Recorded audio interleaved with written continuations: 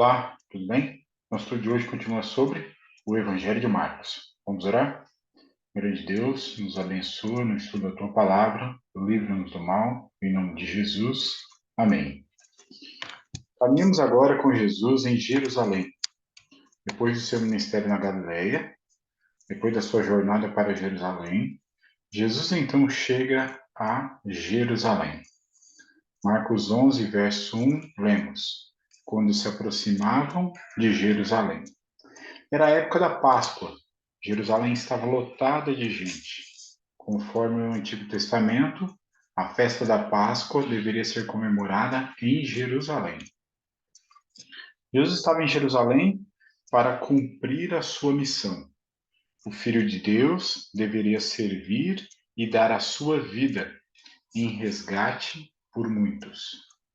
Marcos 11 fala sobre vários assuntos: a entrada triunfal de Jesus em Jerusalém, a figueira sem fruto, a purificação do templo, fé, oração e perdão, a autoridade de Jesus, a parábola dos lavradores maus, os tributos, a ressurreição e o grande mandamento.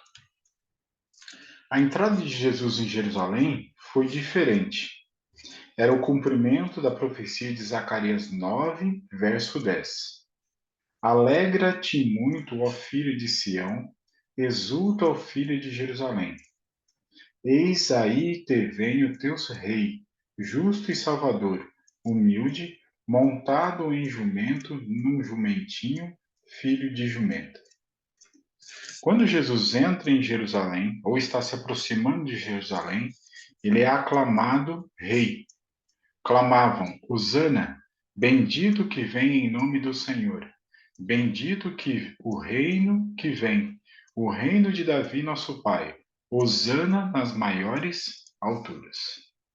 Jesus aceitou então a homenagem que jamais havia permitido. Era, porém, seu desígnio apresentar-se assim publicamente como redentor. Olha o objetivo. Desejava chamar a atenção para o sacrifício que lhe devia coroar a missão para o mundo caído.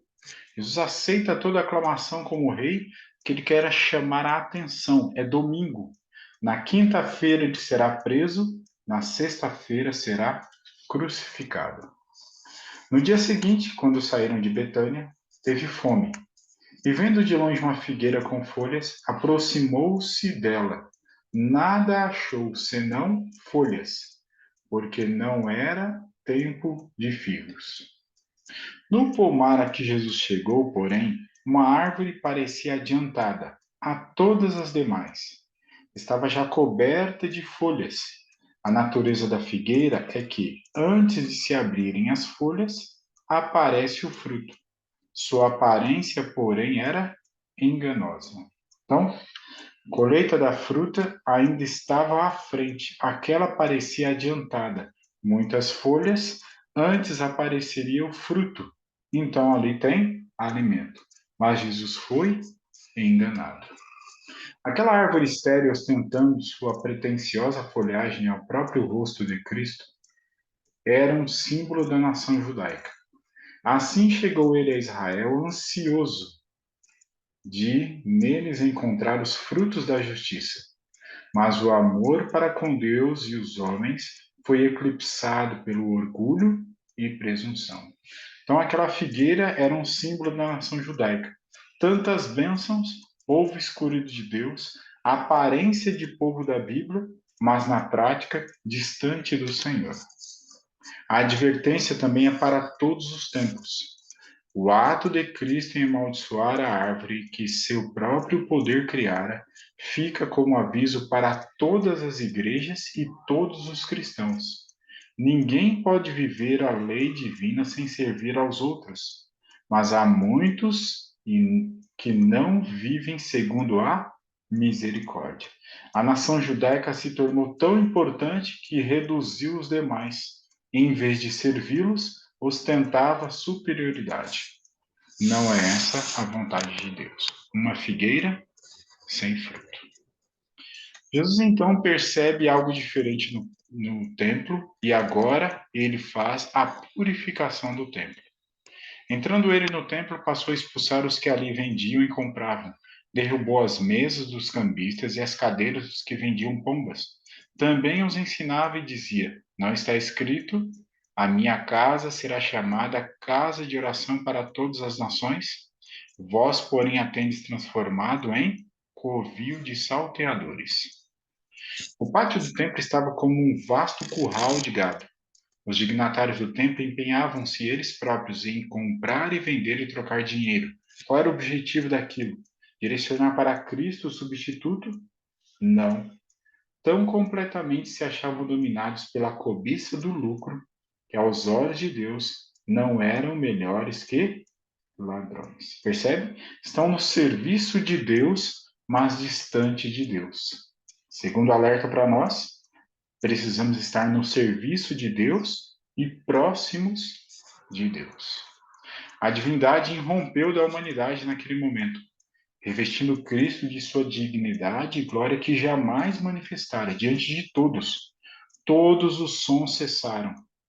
Sua voz soou com trombeta através do templo.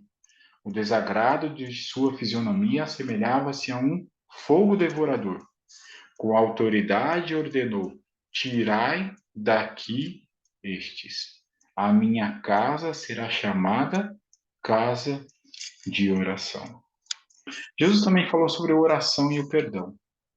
E quando eu estiverdes orando, se tendes alguma coisa contra alguém, perdoai, para que vosso Pai Celestial vos perdoe as vossas ofensas. Percebe? Há uma relação aqui. Se eu tenho algo contra meu irmão, antes de pedir perdão a Deus sobre outro assunto, eu devo perdoar o meu irmão, reconciliar-se com o próximo para estar em paz com Deus. Só um alerta: perdoar não é esquecer, é dar uma nova oportunidade. Jesus então conta uma parábola, a parábola dos lavradores maus. Diz que o Senhor daquela terra, ele enviou um servo, e aqueles lavradores que ele havia contratado o agarraram, espancaram e o despacharam vazio. O Senhor também enviou um segundo servo.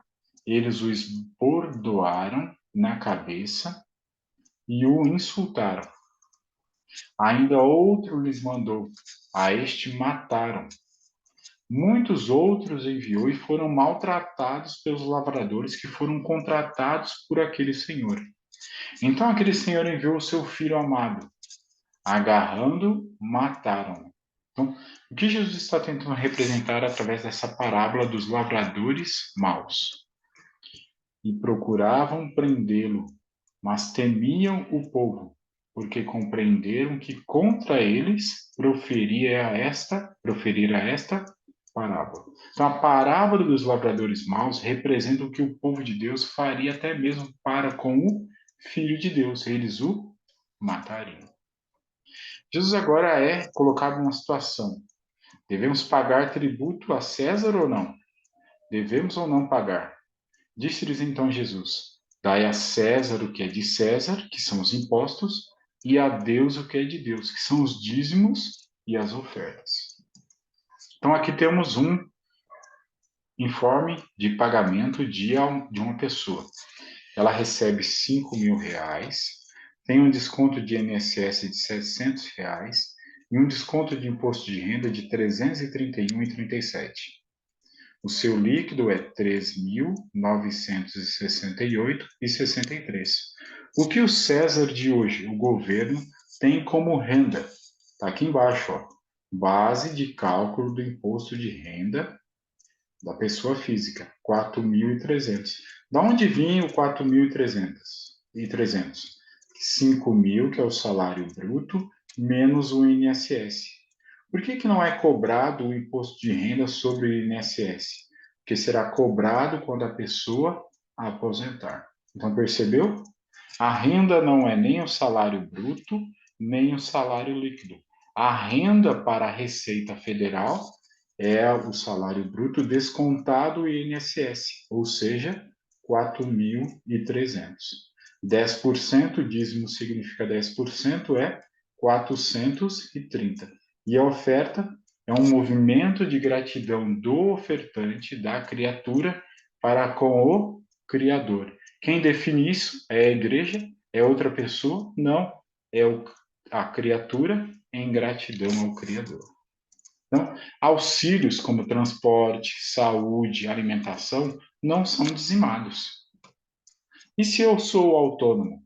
Você deve ter uma planilha, um controle, um livro caixa, uma contabilidade, relatórios. Você vai pegar o seu faturamento recebido, subtrair todas as despesas e haverá um dinheiro que você vai retirar para o seu orçamento pessoal. Essa é a sua renda. Não são dizimadas despesas com o carro, do seu trabalho como autônomo, o financiamento desse carro, a gasolina, hospedagem, estacionamento, seguro, a manutenção, os empregados, o aluguel, a água, a luz, telefone, internet, viagens a negócio. Não são dizimadas os insumos para realizar o seu trabalho. Todas as despesas da sua atividade profissional não são dizimadas. Se você é sócio de não religiosos, você retira do Prolabore. Se você é dono da empresa, você pode dizimar sobre o lucro líquido da empresa, o resultado positivo. Se vier a vender a empresa em algum momento, ela já foi dizimada.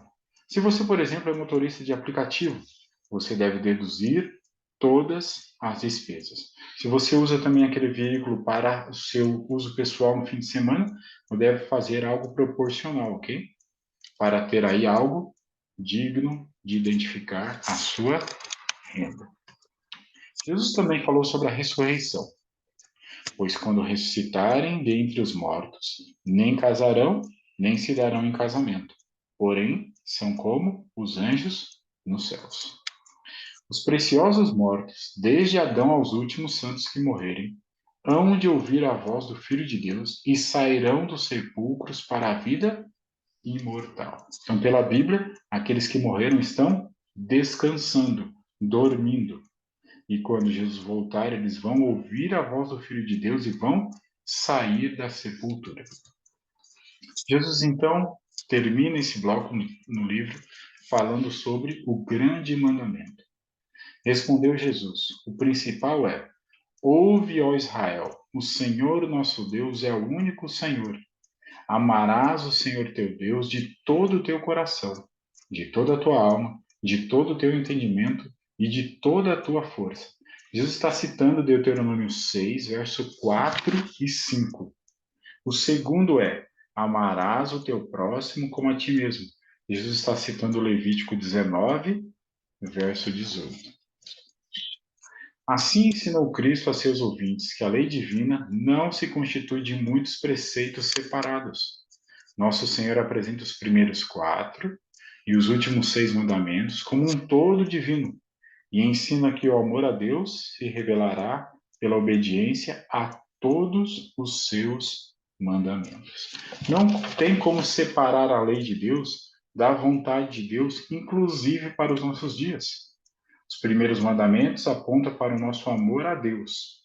Os 6 últimos mandamentos apontam para o nosso relacionamento com o próximo.